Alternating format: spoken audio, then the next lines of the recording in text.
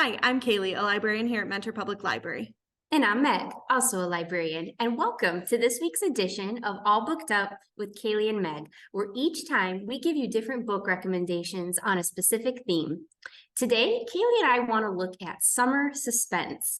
So maybe you have a particular kind of thing you like to read for a beach read, or you just don't have time to sit down with one book for a very long time.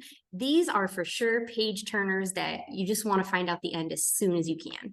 Yes, and by the suspense nature, I think that they're like totally having a moment right now. There's some really awesome suspense books that have been coming out, and they just go so quickly. Even if the book is longer, I feel like when you're reading a suspense book, you just can't help but read faster. So every book that we're going to talk about today is available for you at the library, as well as online for free with Libby and Hoopla. And if you are taking part in our summer reading program, you can get credit for reading these ones too. All right, Cailey, what is your first summer suspense? So my first book is called A Death at the Party by Amy Stuart. This one just came out a couple months ago. And this is about Nadine, who is hosting the perfect garden party. It's in honor of her mother's 60th birthday. And her mother doesn't usually celebrate her birthday because 30 years ago at her mother's birthday party, a tragedy occurred. Oh. Okay. Yeah. So when this book opens, we see that this is no different. Nadine has just found a body in her basement bathroom. History repeating itself. Oh no. There is no pulse, but the party must go on. Okay. Flashback, I guess. The rest of this book is told in parts: morning, afternoon, and evening, all on the same day of the party. Oh my gosh. But throughout this day, you are privy to all of the sort of history that has led up to this event, slowly revealing secrets for Nadine and her family members and even friends and some people in the neighborhood, because this is a big party. And as the reader, part of the major suspense of this book is that you don't know who the victim was, or if they even were a victim, if there was foul play at hand here, and if there was, who may have done so. And the list of possibilities here grows as the day goes on and more people arrive at Nadine's house. That's pretty much all I'm going to tell you about it, because I feel like it's really, it's an easy one to spoil if you tell too much. So I love books that sort of capitalize on this place and time, like really specific, because it really challenges the author to expand on this in a way that doesn't really take you out of that main setting. And I think having it all in one day really makes the book itself read very quickly, because you know that, you're going to get to the end so quickly. Also, the chapters in this book are on the shorter side, which I feel like just helps you read a book faster. And in my opinion, in suspense books, like, keeps you on the edge of your seat, because almost every chapter seems to end with something that's like, well, I can just read one more. They're so short. Right. So I think that this one too is interesting, because you're just like eager to discover not just like the who done it, but who that was done to. Yeah, right. Oh, that sounds really good. Yeah, I love it. And I love, like you said, the ones where it, isolates on a certain time, because that also makes it fun to potentially reread or like look back, because you'll read a part and then later you're like, oh wait, I should have been looking at that from a whole different perspective. So that's a lot of the fun of those sort of books. It kind of reminds me a little bit like those Knives Out, Glass Onion, like books, like what exactly is going on here, and you have to kind of figure that out as well. So very intriguing, Cailey. I like it. So my first suspense book is called Hidden Pictures by Jason Rekulak.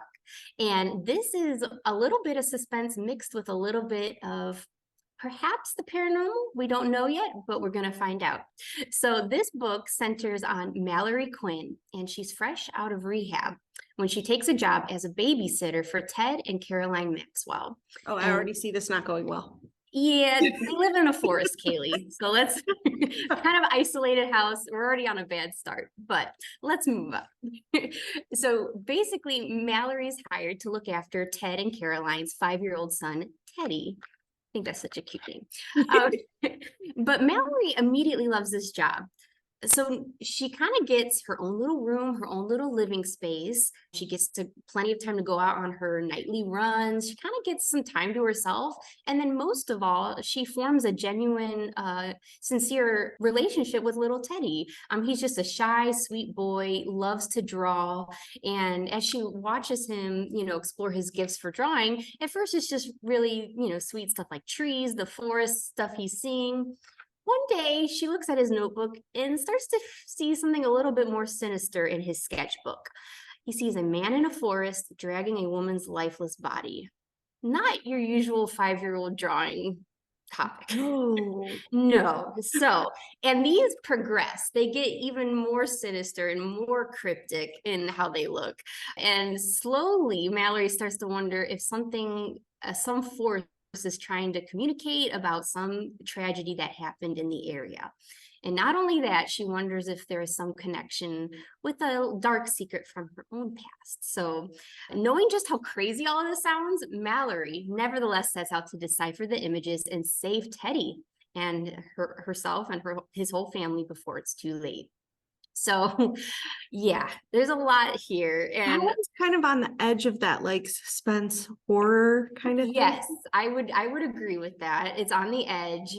But kind of like with your book, it kind of, you don't know exactly what's going on at first. So it kind of leads you in one way. I won't say exactly where it takes you, but that's why it's suspenseful, right?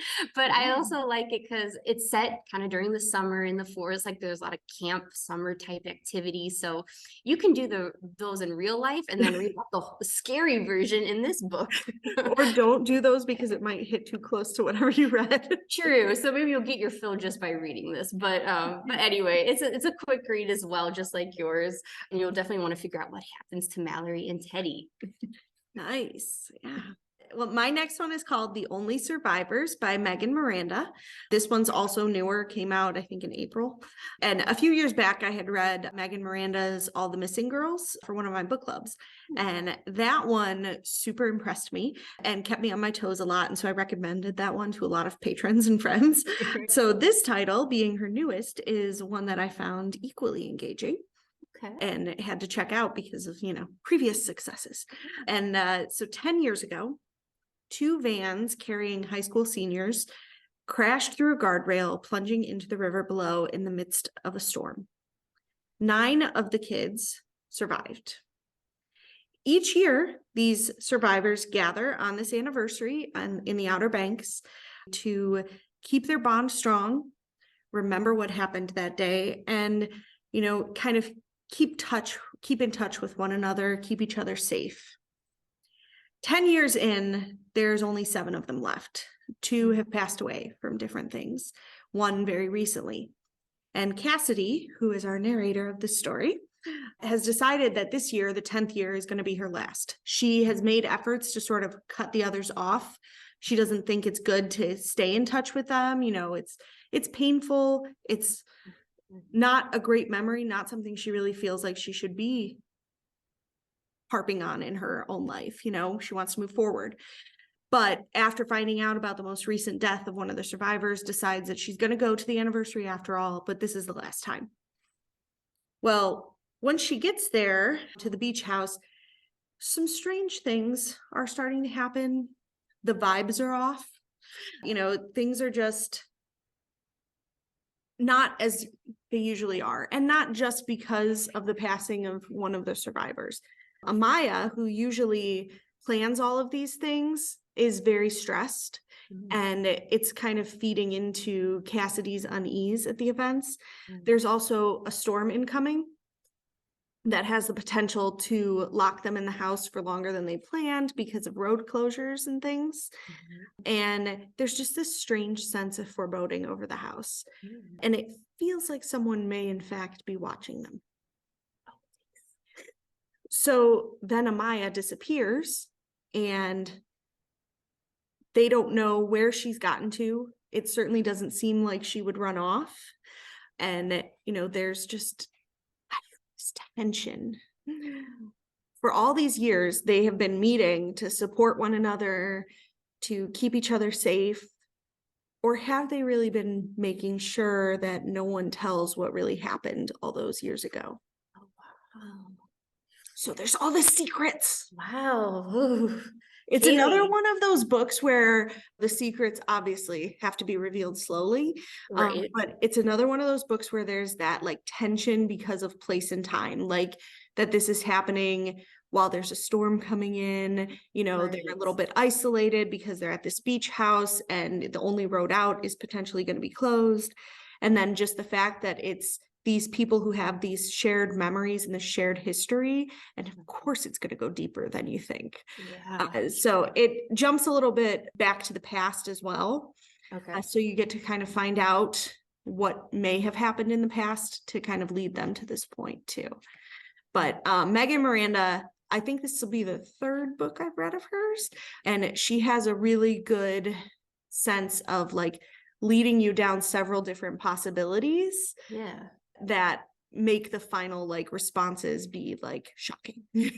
Oh, yeah, crazy. And I like how, I mean, I don't like this, but I always, with these books, I also feel for the characters because they have this horrible tragedy in their past. And then all this time later, they have to go through something horrible again. It's like, they can't catch a break. So I always Kind feel of the like, nature of the suspense. right. So we hopefully, you want to root for them. I love it. That sounds like an interesting one.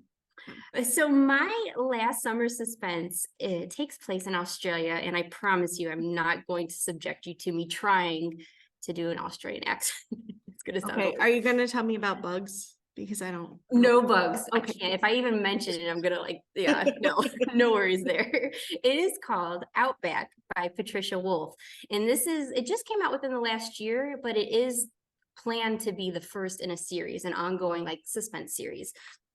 So the central character is Deputy Sheriff Lucas Walker, and he is on leave in his hometown of Kaludi, I think is how you say it, taking care of his dying grandmother. When two young German backpackers vanish from the area, he finds himself unofficially on the case. So what happens is the federal police kind of start to get involved, and Lucas kind of thinks they're involved more like in a suspicious manner, because they're not really explaining anything to him, like why they're so interested in in certain things about what he's doing. So there's kind of that friction.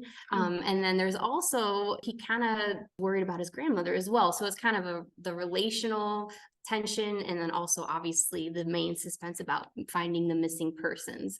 But I found it interesting because the author she's Australian. She was a journalist for 15 years. So she kind of has a lot of insider knowledge of all this stuff. It's not like she just looked up this stuff on the internet, like all about, in this world. She's kind of very familiar with it. She grew up in a mining town in Outback, Australia as well. So she has a lot of terms in there that I'd never heard of. And I always find it interesting, those books that take place in other countries where English is the language, but then it feels like another language because there's so many terms, I don't know, and things like that. So it's very fascinating reading it.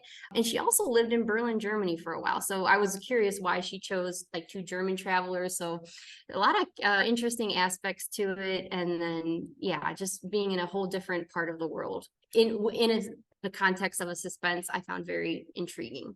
So, yeah. No, I think that one sounds good too. I think that there's that sort of trust in the process stuff that is like getting a little upended in that story too. Exactly. Yeah, exactly.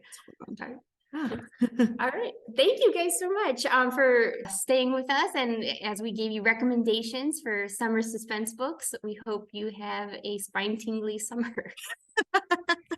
That's a good one. Yes, we hope you enjoy these reads. If you read any of them, stop by, let us know what you think. Happy reading.